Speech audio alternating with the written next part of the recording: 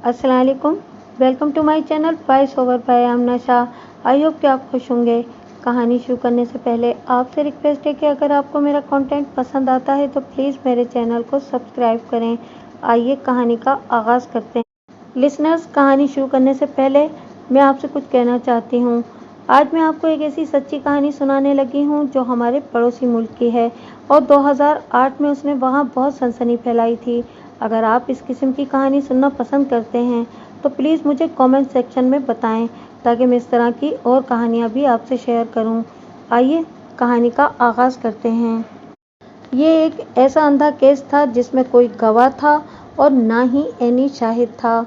उत्तर प्रदेश का एक मशहूर शहर है अमरोहा और उसके एक गांव बामनखेड़ी में खानदान आबाद था। अच्छे खासे अमीर लोग थे। शबनम के वालिद स्कूल टीचर थे और उसके 2 भाई भी थे। सब साथ रहते थे। खुद शबनम भी डबल एम में और स्कूल टीचर थी और उस वक्त उसकी उम्र 24 साल थी। इसी गांव के एक नौजवान सलीम से उसे मोहब्बत हो जाती है। शबनम और सलीम के हालात में बहुत फ़र्क था। शबनम एक अमीर और पढ़ी लिखी फैमिली से थी और ख़ुद भी आला तालीम याफ्ता थी, जबकि सलीम 5वीं पास था और कोई ख़ास कामकाज भी नहीं करता था। घर वालों को जब उनके ताल्लुकात का इल्म हुआ तो उन्होंने मुखालफत की, लेकिन मोहब्बत के लिए मशहूर है कि ये ज़ात पात अमीरी गरीबी नहीं देखती। सो शबनम ने भी किसी की न सुनी और सलीम से अपने ताल्लुकात को बरकरार रखा और घर वालों को भी साथ साथ कायल करने की कोशिश करती रही कि उसकी सलीम के साथ शादी कर दी जाए, मगर घर वाले किसी भी तरह राज़ी ना हुए। अब उसे यकीन सा होने लगा कि घर वाले कभी नहीं मानेंगे। आखिर 14 अप्रैल 2008 की रात आ गई। इस खौफनाक रात ने न सिर्फ बावनखेड़ी बल्कि पूरे सूबे उत्तर प्रदेश में सनसनी और तहलका मचा दिया और इस रात के बाद आज तक बावनखेड़ी और आसपास के देहात में लोगों ने अपनी बेटियों का नाम शबनम नहीं रखा। तो जिक्र हो रहा था 14 अप्रैल 2008 की उस कयामत खेज रात का, जब अचानक एक पड़ोसी ने पुलिस को फ़ोन करके बताया कि उसके सामने वाले घर में कई लाशें पड़ी हैं। ये इलाका हसनपुर के थाने की हुदूद में लगता था। वहाँ से पुलिस की एक टीम तफ्तीश के लिए आई तो उनके भी होश उड़ गए। वहाँ घर में 7 लाशें पड़ी थीं, जिनमें शबनम के माँ बाप, शबनम के दोनों भाई और एक भाभी और एक उसकी खाला की बेटी जो उनके घर मेहमान आई हुई थी और एक 7 माह के बच्चे की जो उसका अपना भतीजा था। सभी को कुल्हाड़ी के वार करके मारा गया था और एक तरफ शबनम बेटी बेतहाशा रो रही थी। वो ही जिंदा बची थी सिर्फ अपने ख़ानदान में। पुलिस लाशों को पोस्टमार्टम के लिए भेजती है। शबनम ने अपने इब्तिदाई बयान में बताया कि वो छत पर थी और छत से कुछ चोर टाइप लोग आए और उन्होंने पूरे घर को मार डाला। पुलिस ने शबनम के इस बयान को मान लिया। इस केस की खबर जंगल की आग की तरह फैल गई और लोग बहुत गम गुस्से में मुब्तला थे और मीडिया पर भी इस बारे में लगातार खबरें आ रही थीं। लोगों को पुरसुकून करने के लिए थाना इंचार्ज को भी तब्दील करके दूसरा भेजा गया। पुलिस ने अपनी तफ्तीश नए सिरे से शुरू की। घर का मुआयना किया गया और इसी असना में पोस्टमार्टम रिपोर्ट आ गई और इसके बाद इस केस की सिमत ही बदल गई। रिपोर्ट में ये था कि 7 अफराद में से किसी ने भी कुल्हाड़ियों का निशाना बनते हुए कोई मज़ाहमत नहीं की थी और सबसे अहम ये कि इन्हें कोई जहर दिया गया था। अब सवाल ये पैदा होता था कि जब कोई चोर या डाकू घर में घुसता है तो वो सिर्फ कत्ल करता है, वो जहर नहीं देता। पहले न कि ये कि पहले जहर दे और फिर कत्ल करे। दूसरा सवाल ये कि जब जहर दे दिया था तो फिर कुल्हाड़ियाँ क्यों मारी। यहाँ से पुलिस को शक शुरू हो गया और उन्होंने शबनम के इब्तिदाई बयान को भी नए सिरे से देखा और शबनम का कहना ये भी था कि घर में कातिल छत से आए और पड़ोसियों का भी यही कहना था कि घर का मेन गेट जो कि लोहे का था और वो बंद था। पुलिस को चूँकि शक हो चुका था इसलिए इसके बयान की नए सिरे से जांच पड़ताल करी गई। तो उसने घर का जब मुआयना किया तो पूरे घर की और पिछले तरफ की दीवारों की ऊंचाई 14 फीट थी और उस पर चढ़ना इतना आसान नहीं था।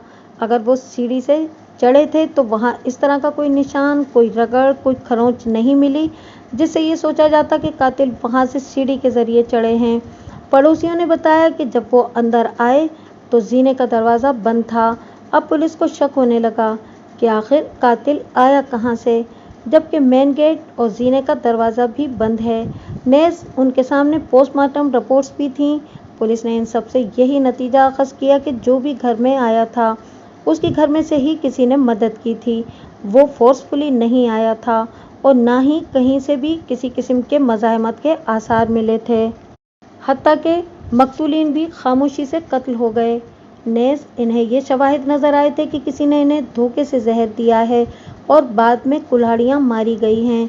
फिर ये भी था कि जब ये घर के सब लोग जहरीला खाना खा के मर गए तो शबनम कैसे बच गई? क्या उसने खाना नहीं खाया? क्या उसे मालूम था कि खाने में जहर है? फिर पुलिस ने शबनम पर अपनी सारी तवज्जो मरकूज़ कर दी और उसके मोबाइल के कॉल रिकॉर्ड्स को चेक किया गया तो पता चला कि 14 अप्रैल बकुए वाले रोज़ शबनम ने 55 कॉलें सलीम को की थीं और कत्लेआम के 5 मिनट पहले और कत्ल होने के 5 मिनट बाद 2 कॉल्स मज़ीद की थीं। अब पुलिस को शक हुआ कि कत्ल के फ़ौरन बाद उसने किसको कॉल की और अगर सलीम को की तो क्यों की, जबकि पुलिस को भी पड़ोसी ने कॉल की थी, शबनम ने खुद नहीं की थी। तो इस सबूत के बाद पुलिस सलीम को गिरफ्तार कर लेती है और जब उससे सख्ती से पूछताछ की जाती है तो वो बताता है कि जब उन्होंने देखा कि शादी के लिए घर वाले कभी तैयार नहीं होंगे, ने शबनम हामला भी हो चुकी थी। उसने बताया कि जब हमने कोई रास्ता ना पाया तो मैं जहर लेकर आया और शबनम ने रात के खाने के बाद चाय में मिलाकर सबको पिला दिया। उनकी मौत वाक़ई हो गई और फिर उसने गेट खोला और वो अंदर आया और फिर सबको कुल्हाड़ी से मारा गया और इस पूरी वारदात में शबनम शामिल थी।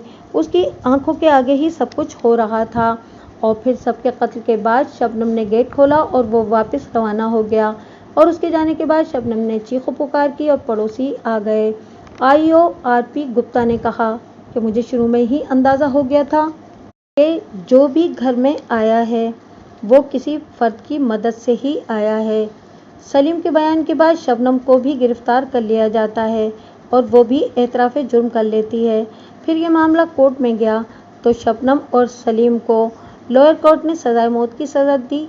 फिर उन्होंने हाई कोर्ट में अपील की, हाई कोर्ट ने भी इस सज़ा को बरकरार रखा। फिर उन्होंने सुप्रीम कोर्ट में उन्होंने अपील की तो वहाँ से भी उनकी अपील खारिज की गई और सज़ाए मौत को बरकरार रखा गया। मई 2012 में उनके डेथ वारंट जारी कर दिए जाते हैं। उन्होंने सदर से रहम की अपील की, वहाँ से भी खारिज कर दी गई। जेल में कुछ टाइम बाद शबनम ने एक लड़के को जन्म दिया। वो कानून के मुताबिक 7 साल तक उसके साथ रहा। अब उसे शबनम के एक कॉलेज फेलो ने गोद ले लिया है और शबनम ने एक पिटीशन अदालत में दी है कि उसे फांसी न दी जाए वरना उसके बेकसूर बेटा लावारिस हो जाएगा। ये मुकदमा अब तक अदालत में चल रहा है और एक सफ़ा कातिला अपने अंजाम को अभी तक नहीं पहुंची है।